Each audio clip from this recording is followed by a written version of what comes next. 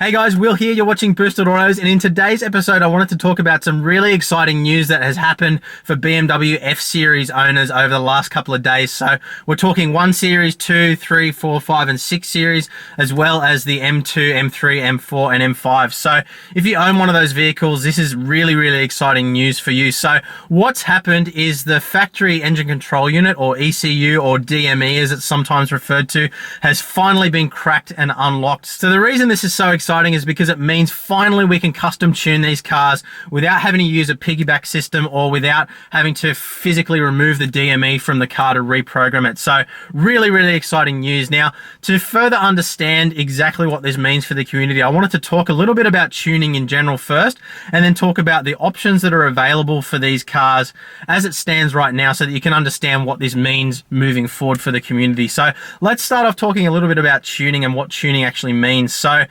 as I'm sure a lot of you are aware, tuning is the ability to adjust the maps that are on the car from factory. So things like, your ignition timing, your air fuel ratios, your boost maps, all those kinds of things. So you can adjust those parameters so that the ECU demands different amounts of, fuel or boost or whatever it is, to make the car perform better than it does from factory. So these cars, particularly the M235i, which I'm sitting in right now, very detuned from factory to account for the different types of fuel that are available around the world, as well as the various different emissions regulations as well. So there's a lot of performance benefit to be had, both in terms of power and torque and drivability as well. Things like throttle response are also affected. So lots of gains to be had there just from physically retuning the car without doing any physical mods to the car. So we're not even looking at, upgrading turbos, exhausts, intakes, anything like that. Just retuning the car, you can have really significant benefits, both in terms of power and torque, as well as drivability. But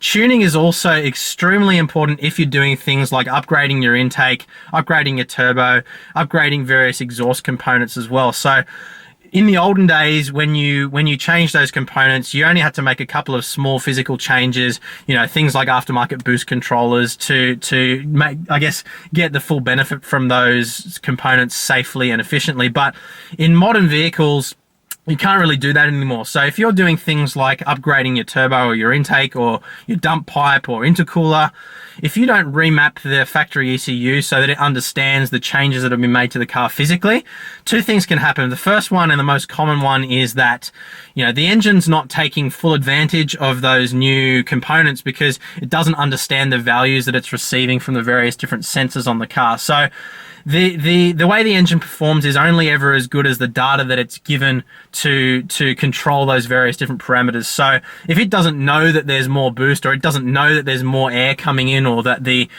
turbulence inside the airflow is changed significantly and things like that, the engine performance is either, can be detrimental to the engine performance. The car can actually perform worse because it's, doing things like pulling timing, stuff like that.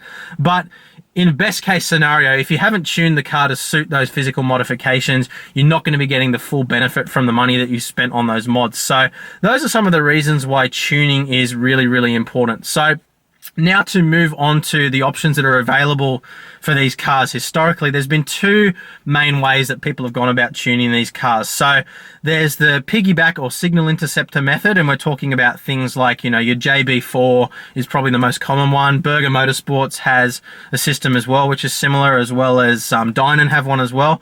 So there's two different ones. There's the signal interceptors as well as the boost controller ones as well. So the boost controller ones, all they're really doing is just increasing the amount of boost that's available to the engine.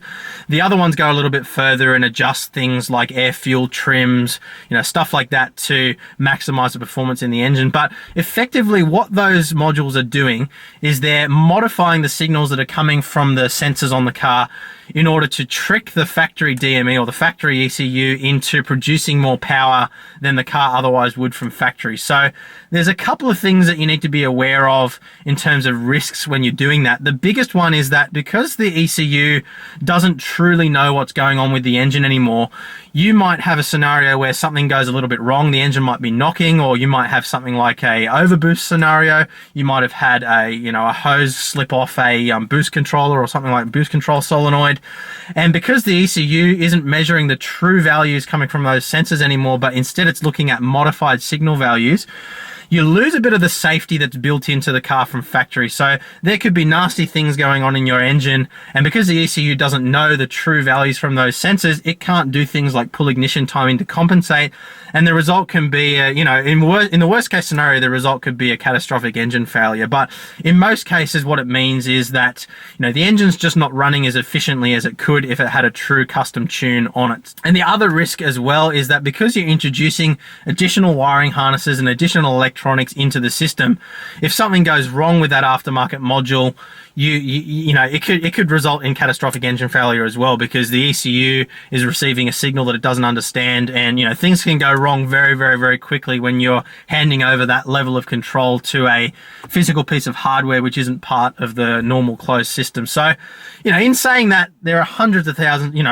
thousands of people running these systems, and very, very, very rarely is there actually a problem. But I think it's important for the context of this video to understand what can go wrong so that you can make the best decision for your car. Okay, so now we understand how a signal interceptor or piggyback system works to modify the performance of a car. It's time to look at the other option which is available for these cars up until now, which is custom flashing. So custom flashing is where things can get a little bit confusing for people, and I include myself in that as well, because I made some incorrect assumptions from the onset. So what I want to do here is explain to you exactly what custom flashing is and what you're getting when somebody tells you that they're doing a custom flash on your car. So it can vary depending on where you go, but what I want to make clear here is that the assumption generally when you say custom flash is that you've got a tuner sitting in your car, the car's on a dyno, you're looking at values coming in from sensors on the car in real time, and you're adjusting the various different maps in the vehicle to compensate for whatever's going on in the car. So you're getting a truly custom tune or custom tune specifically for your vehicle in its current state with whatever modifications it has on it, whatever fuel is in it, and so forth. So it's a map which is completely customized to your individual vehicle. Now, custom flashing in the BMW world generally doesn't refer to that. So when people say custom flash, what they generally mean is that they're taking the DME or the ECU out of the vehicle and flashing it with a customized ROM file, which means not custom to your particular vehicle, but custom in that it is not the original ROM file or the original maps which are in your ECU or your DME. So the important distinction here is that you might be getting what you think is a custom flash, assuming that you're getting a custom tune on your car, but in actual fact, what's actually happening is you're getting an off-the-shelf tune, which has still been developed for your make and model car, but isn't necessarily fine-tuned for the specific, manufacturing tolerances and modifications on your individual vehicle. So what that means is that while you'll still get a benefit in terms of performance, you're not necessarily getting the absolute maximum benefit which would come from a custom tune for your car. It's also not quite as safe as a custom tune for your car, because they don't know whether, potentially you might have damaged pistons or you might have a boost leak in your car, and it's not been tuned to compensate for those little minor variances. So it's no longer a known source of information when they're tuning. So that's just one little thing that you need to be aware of. So the process normally goes as follows. There's a couple of different ways to do it, but a custom flash generally means, as I said, they'll take the DME out of your car and you connect up what's called a K-tag machine. So a K-tag machine is like a little box that plugs into a laptop, and what they'll do is they'll connect to a bunch of pins on the wiring harness plugs for the ECU. In most cases, they also need to do what's called delidding. So they take the lid off the ECU, which involves cutting the weatherproof seal on the lid of the ECU, or even drilling a little hole in it, removing the lid in order to access the PCB or the printed circuit board inside the ECU. And the reason they need to do that is because you can't normally access the ECU via the diagnostic port on the vehicle. So what they need to do is remove it, reprogram it or unlock it, then they'll flash the map to the car and then check that everything's all good, put everything back together, and you're on your merry way. So you can see in that scenario, the reason why you're not getting a fully customized tune is because the ECU needs to be programmed via the K-tag machine. So if they're running the car up on the dyno, changing a few maps and then flashing it back to the car, they've got to remove the ECU and open it up and reprogram it every single time they reflash it. So that is the limitation there, and that's the reason why most tuners, you'll only get a off-the-shelf tune, or in best case scenario, they might run your car up on the dyno once, send it off to a tuner somewhere, make some adjustments, and then flash the final tune back into the car. So it's really important, as you can see, to speak to your chosen tuner so you understand exactly what you are going to be getting when you get a custom flash tune. Now, the exception to this is a system called boot mode, or boot mod 3, depending on how you say it. Now, that system still removes the DME from the car to unlock it, but then once the DME is removed, it can then be flashed or remapped via the OBD2 port. And that is really cool, because what it means is that a tuner can actually start to modify those maps in real time after the DME has already been unlocked. So when you're using boot mode 3 or boot mod, you can actually have a true custom tune done in a car, which is the reason why boot mod 3 became so popular so quickly. But you still, of course, have the inherent risks involved in removing the ECU from the car. If you choose to use an off-the-shelf map which is provided by boot mod, you'll still have to remove the ECU and have it sent off to somebody to unlock, which obviously introduces a whole lot of unknowns, as well as the risks of damage to the ECU, things not being plugged back in properly afterwards, or potentially even the seal on the lid of the ECU not being put back together properly, so you might end up with moisture inside and problems associated with that. So you can see now why the ability to unlock and flash the ECU directly from the OBD2 port without having to remove anything else from the car or make any other hardware changes is so exciting. So as it stands right now, guys, there's not a whole lot of information out there about this method. We know that it exists, and historically speaking, usually when this happens, when somebody unlocks it, various different tuning platforms will be developed. So tuning suites will be developed to allow tuners to work with the system. They usually end up costing a lot of money for tuners to buy and develop their maps from. So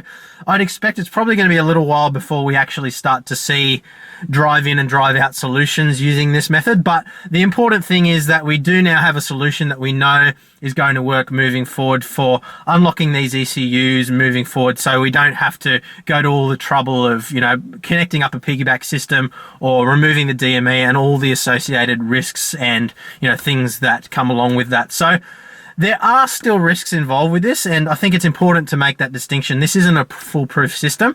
You could still have a bad flash via the OBD2 port. Something could still go wrong when you're unlocking it. So it's not completely foolproof, but in saying that, there's a lot less risk involved using this method to tune your car than the other methods that have been historically available for the F Series BMWs. So look, guys, I'm really excited about this. I'm going to keep you guys updated with the future developments as I see them. Also, keep your eyes peeled on the forums as well. There's a lot of information available on the BIM Post forums, as well as in the various different Facebook groups that are around for the different model cars. So keep your eyes peeled, watch out for solutions, and most importantly, speak to some tuners, speak to your preferred tuner to find out what they're doing about this and, what their preferred tuning method is. But look, hopefully, guys, this video has empowered you to ask the right questions when you're looking at getting your F Series BMW tuned, and helped you understand a little bit more about how those various different processes work. So if you have found the video interesting and insightful, please do hit that like button, subscribe to the channel, and hit the notification button so you don't miss the next video.